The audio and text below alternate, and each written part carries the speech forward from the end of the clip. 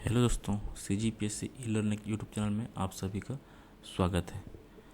आज हम पांडु वंश का भाग 2 जो पार्ट 1 वीडियो बनाया था उसका अगली कड़ी में है ना पार्ट 2 देखते हैं। ठीक है, पार्ट 1 की शायद आवाज़ में कुछ प्रॉब्लम है ना, तो मैं उसका एक डिफरेंट दूसरा वीडियो और बना दूंगा, है ना। फिलहाल हम पार्ट 2 को देखते हैं। पार्ट 1 में वॉइस का कुछ प्रॉब्लम आ रहा है, ऐसा सुनने में आया है, तो उसका मैं दूसरा वीडियो डाल दूंगा। लेकिन फिलहाल फिर पार्ट 2 को पढ़ते हैं। तो हमने पार्ट 1 में देखा था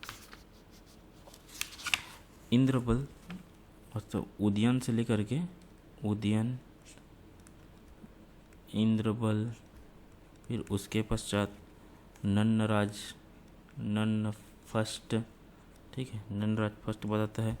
तिवरदेव, तिवरदेव के बाद इसके चाचा तिवरदेव के बाद इसका बेटा नन्नदेव द्वितीय, फिर इसका चाचा हर्षगुप्त, इसका चाचा आता है चंद्रगुप्त, फिर आता है हर्षगुप्त। ठीक, हर्षगुप्त, फिर हर्षगुप्त के बाद से हम दूसरा पार्ट स्टार्ट कर रहे हैं। ये पहले पार्ट में हमने देखा है सारे नाम को, ठीक है, इनके बारे में बताया गया था पहले पार्ट में। अब दूसरा पार्ट में हम देखते हैं हर्षगुप्त के जो बेटे होते हैं महाशिवगुप्त बालार्जुन। क्या? महाशिवगुप्त बालार्जुन। ठीक है, इनके बारे में हम देखेंगे। ठीक है, गुप्त बालार्जुन इस वंश का सबसे प्रतापी शासक में से एक था। कौन? महाशिवगुप्त बालार्जुन। और इस वंश का अंतिम शासक भी यही था। ठीक है, महाशिवगुप्त बालार्जुन, तो बालार्जुन जो नाम पड़ा है ये अर्जुन के समान तीर चलाने के कारण पड़ा है। जैसे कि हम महाभारत में देखे हैं अर्जुन, है ना, एक सटीक निशानेबाज, है ना, योद्धा जो मछली की आंख पे निशाना लगाया था, है ना। वैसे ही जो बालार्जुन है, महाशिवगुप्त बालार्जुन, वो भी धनुष चलाने में माहिर थे, है। ठीक है, इसी कारण इसका नाम क्या पड़ा है? महाशिवगुप्त बालार्जुन। ठीक, इनका जो कार्यकाल था ये कितना था? महाशिवगुप्त बालार्जुन का कार्यकाल था 595 से लेकर के 635 ईस्वी। ठीक है, 60 वर्ष इन्होंने शासन किया था, 60 वर्ष। ठीक है, देखिए इनके बारे में देखते हैं। इस वंश का, है ना, सर्वाधिक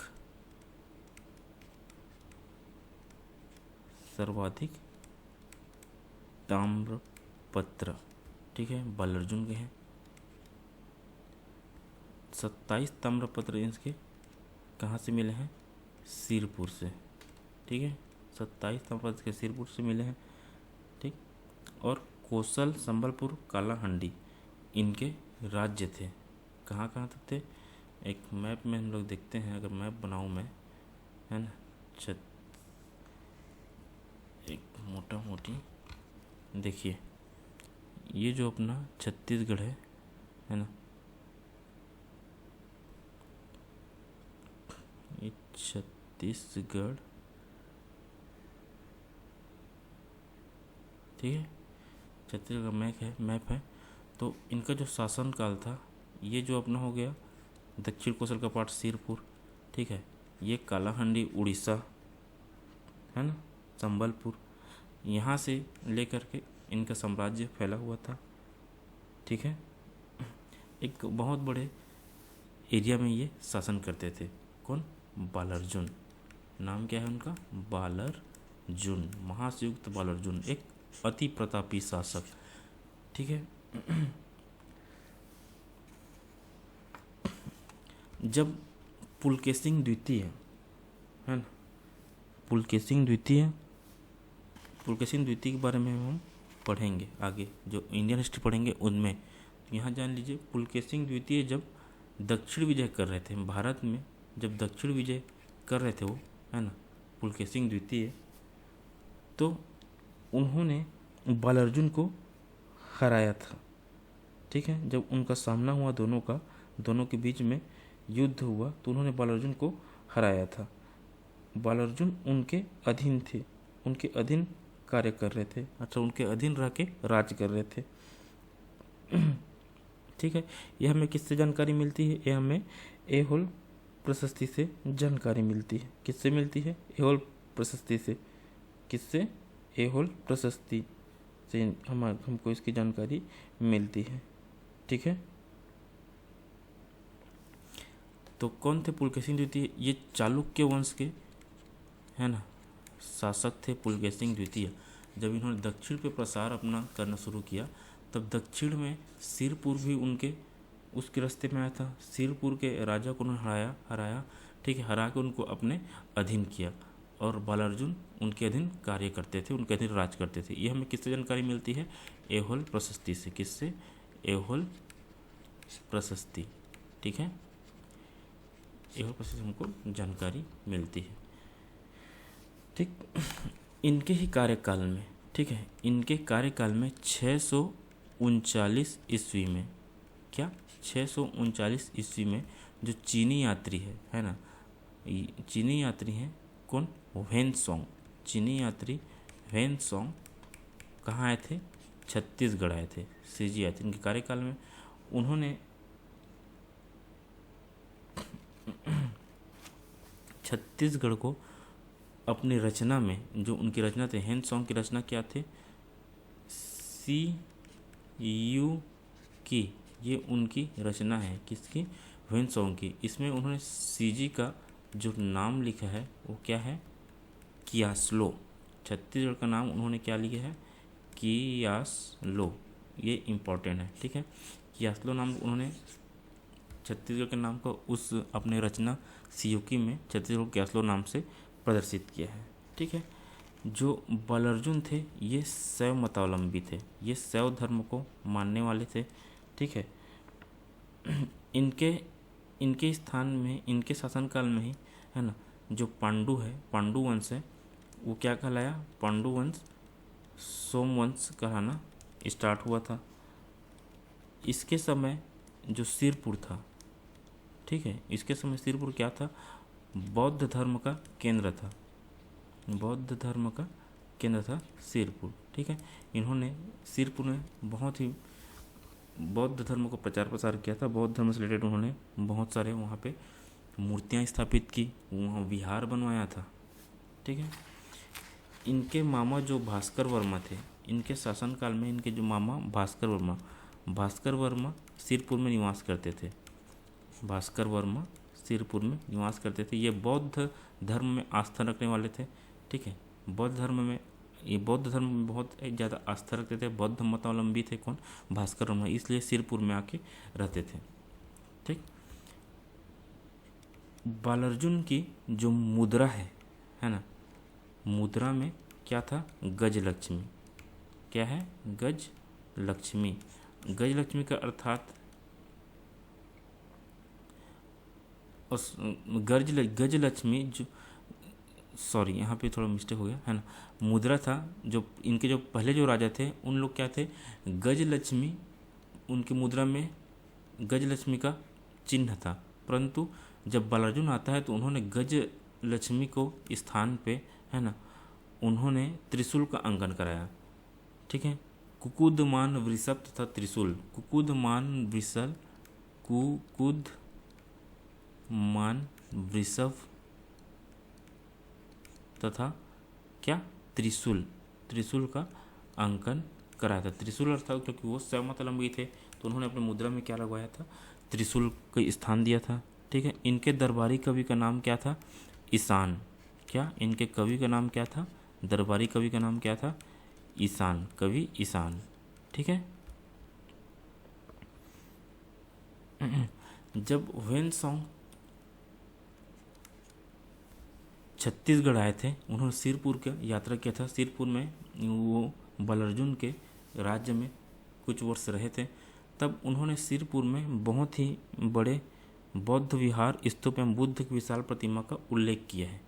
परंतु वर्तमान में ऐसा कुछ वहाँ मिला नहीं है, कुछ ऐसा साक्ष्य वहाँ प्रतिमा है। हालांकि बौद्ध धर्म से रिलेटेड साक्ष्य वहाँ बहुत सारे हैं, छोटे मोटे मूर्तियाँ बहुत मिली हैं, परंतु ह्वेनसोंग के लिखे जो जो उन्होंने जो एक विवरण छोड़ा है ना, जो सिरपुर के बारे में जिन्होंने कहा है कि वहाँ बड़े बड़े विशाल बौद्ध विहार थे और जो हम बौद्ध की मृत्यु थी, गौतम बुद्ध की जो बड़ी बड़ी मूर्तियाँ थी, है ना, ऐसा कुछ अभी तक वहाँ मिला नहीं है, परंतु उस समय ये रहा होगा। समय की जो मार है वो झेल नहीं पाए होंगे और जैसा भी हुआ होगा, परंतु इस समय वर्तमान समय में ऐसा वहाँ कुछ नहीं है।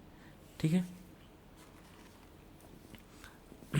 जो पांडु वंश की सबसे अच्छी बात थी, है ना, यहाँ के राजा क्षत्रिय थे।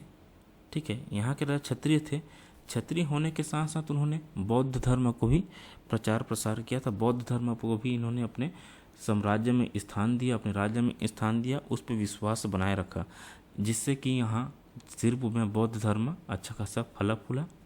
ठीक है, एक बौद्ध धर्म केंद्र के रूप में सिरपुर जो विश्व के भारतवर्ष में, है ना, भारतवर्ष में एवं हुएनसांग के द्वारा संपूर्ण विश्व में उसका एक अच्छा खासा पहचान मिला है सिरपुर को। ठीक है, तो इनकी राज मुद्रा में क्या था? मुद्रा में तो कुकुधमान, वृषभ और त्रिशूल है, परंतु इनके राज मुद्रा में, है ना, राज मुद्रा में क्या है? नंदी। ठीक है, ये भी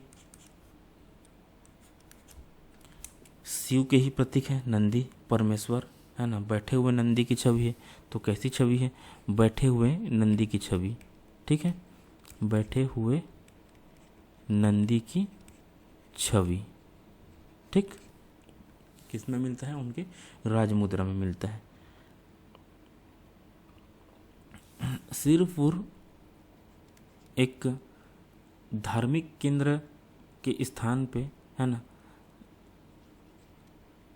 बहुत ही ज़्यादा फेमस है। ये धार्मिक केंद्र के स्थान के ऊपर ज़्यादा फेमस है क्योंकि यहाँ पे आपको बौद्ध, ठीक है, जैन,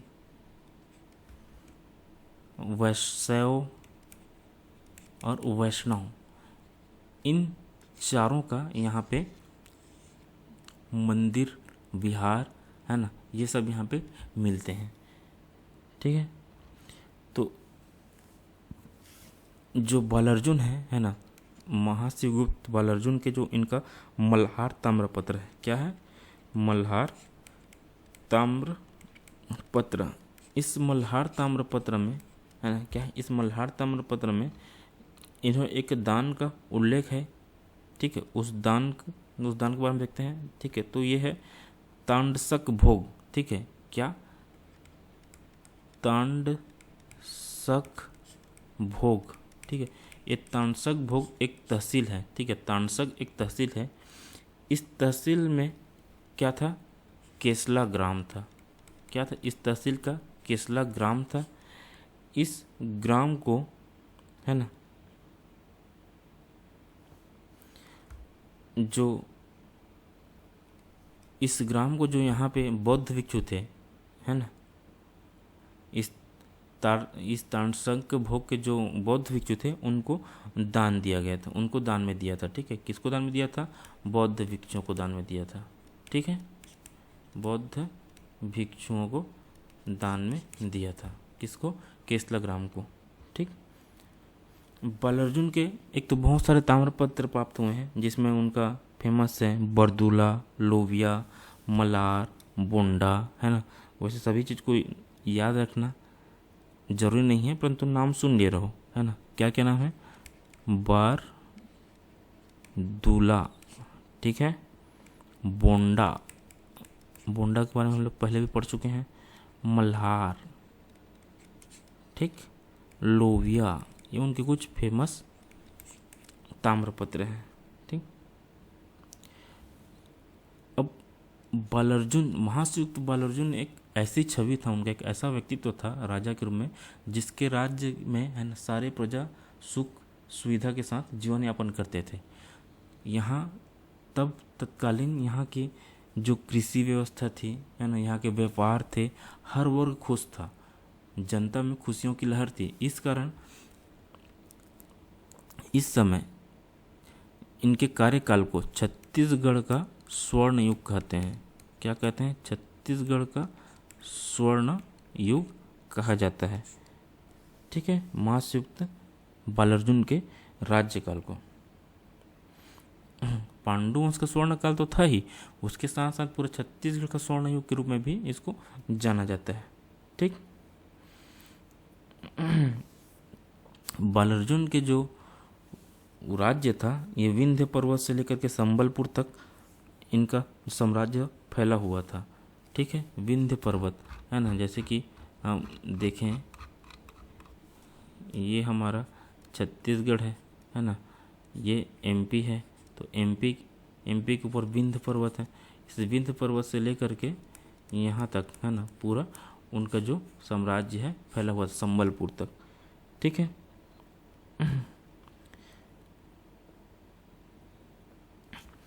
अब 612 ईस्वी में क्या होता है, 612 ईस्वी में चालुक्य नरेश पुलकेशिन द्वितीय, ठीक है, चालुक्य नरेश पुलकेशिन द सेकेंड, ठीक है, और जो थानेश्वर थे कन्नौज के राजा हर्षवर्धन, इन दोनों के बीच में युद्ध हुआ है ना। इस युद्ध में हर्षवर्धन की पराजय होता है ना। तो ऐसा माना जाता है कि चूँकि महाश्रीयुक्त बालार्जुन जो है पुलकेशिन द्वितीय के अधीन थे, उनके अधीन राज्य कर रहे थे है ना, तो उन्होंने पुलकेशिन द्वितीय का साथ दिया होगा। ठीक है, ये एहोल प्रशस्ति में वर्णित है ना। एहोल प्रशस्ति कौन लिखा है, एहोल प्रशस्ति, ठीक है, एहोल प्रशस्ति किसने लिखा है, एहोल प्रशस्ति लिखा है रवि कीर्ति। कौन लिखा है, रवि कीर्ति। ठीक है, रवि कीर्ति ने एहोल प्रशस्ति लिखा है। ठीक, तो बालार्जुन के पुत्र थे कौन, शिवनंदी। बालार्जुन के पुत्र थे, बालार्जुन के पुत्र कौन थे, शिव नंदी। और बालार्जुन के भाई थे रणकेसरी। इनके भाई का नाम क्या था, रणकेसरी। बेटा थे शिवनंदी और भाई थे रणकेसरी। इन्होंने महारानी वाष्टा देवी द्वारा जो निर्माण है ना, जो निर्माण कराने की, जो उन्होंने लक्ष्मण मंदिर निर्माण कराने की जो शुरुआत की थी उसको इन्होंने पूर्ण कराया था। क्या किया था, लक्ष्मण मंदिर को पूर्ण कराया। लक्ष्मण मंदिर जो इनके पिताजी के याद में इनकी माताजी ने, रानी वाष्टा देवी ने बनाया था लक्ष्मण मंदिर है ना, लाल ईंट से बना हुआ, उत्तर गुप्त शैली का निर्मित है ना। इसको पूर्ण कराया, किसने कराया, महाश्रीगुप्त बालार्जुन ने। ठीक है, इनके समय में उत्तर भारत में हर्षवर्धन राज कर रहे थे। ठीक है, उत्तर भारत में हर्षवर्धन थे जिनको पुलकेशिन द्वितीय पराजित करते हैं, और दक्षिण भारत में कौन थे, पुलकेशिन द्वितीय चालुक्य और नरसिंह वर्मन जो पल्लव वंशी शासक थे। पल्लव वंशी शासक नरसिंह वर्मन और कौन, पुलकेशिन द्वितीय। बाद में नरसिंह वर्मन पुलकेशिन द्वितीय को पराजित करेंगे। ठीक है, जो हम लोग भारत के इतिहास में पढ़ेंगे। महाश्रीगुप्त अर्जुन के है ना, इनके बाद से इस राज्य का, इस पांडु वंश का पतन स्टार्ट हो गया था। ठीक है, इनके बाद से ही ये पतन यहाँ का स्टार्ट होता है पांडु वंश का। ठीक,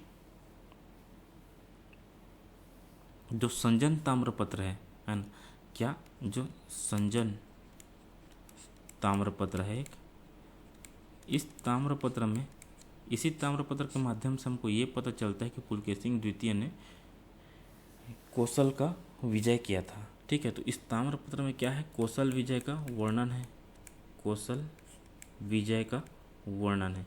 तो कौशल विजय किसका विजय का वर्णन है, तो यह है पुलकेशिन द्वितीय के कौशल विजय का वर्णन है।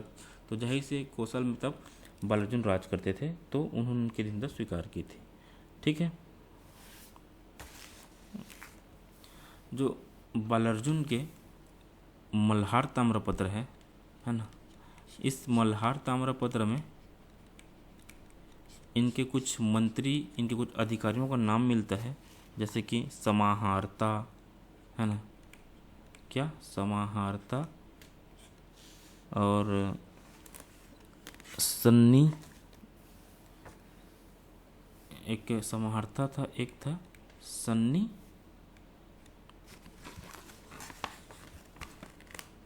धाता, क्या था, सन्नी धाता, समाहर्ता और सन्निधाता जो अधिकारियों के नाम हैं उनका जानकारी मिलता है किससे, मल्हार ताम्रपत्र से।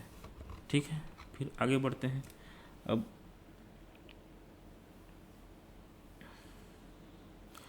महाशिवगुप्त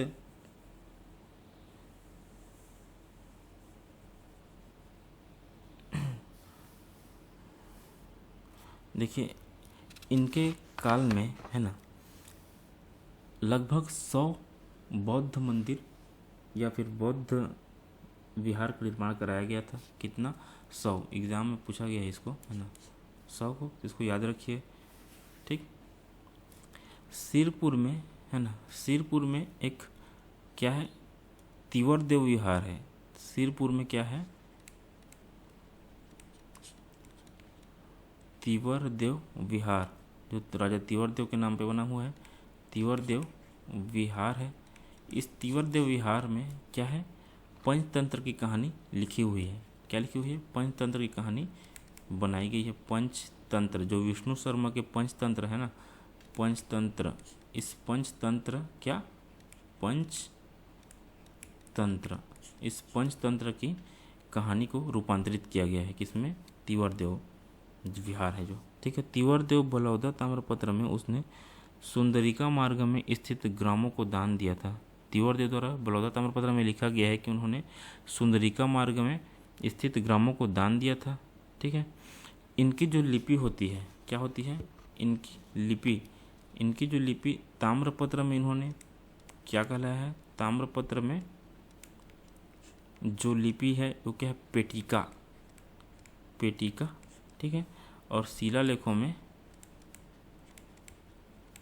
शिलालेखों में किलाक्षर, क्या, किलाक्षर, शिलालेख में किलाक्षर, किलाक्षर और ताम्रपत्र में पेटिका से इस लिपि का उपयोग किया गया था। इस समय छत्तीसगढ़ प्राक कौशल कहलाता था। क्या कहलाता था, छत्तीसगढ़ इस समय प्राक कौशल कहलाता था। ठीक है, इसमें दक्षिण कौशल, पूर्व कौशल, उत्कल और ओंड्रा। ठीक है, इस प्राक कौशल में कौन कौन से आते थे, दक्षिण कौशल, है ना, दक्षिण कौशल प्लस पूर्व कौशल प्लस ओंड्रा। ठीक है, प्लस उत्कल अर्थात उड़ीसा और लोसल, ये सब इस प्राक कौशल के अंतर्गत आते थे। ठीक है, तो ये था पांडुवंश का अंतिम राजा महाशिवगुप्त बालार्जुन का इतिहास। ठीक है, भाग 2 में सिर्फ इतना ही है ना।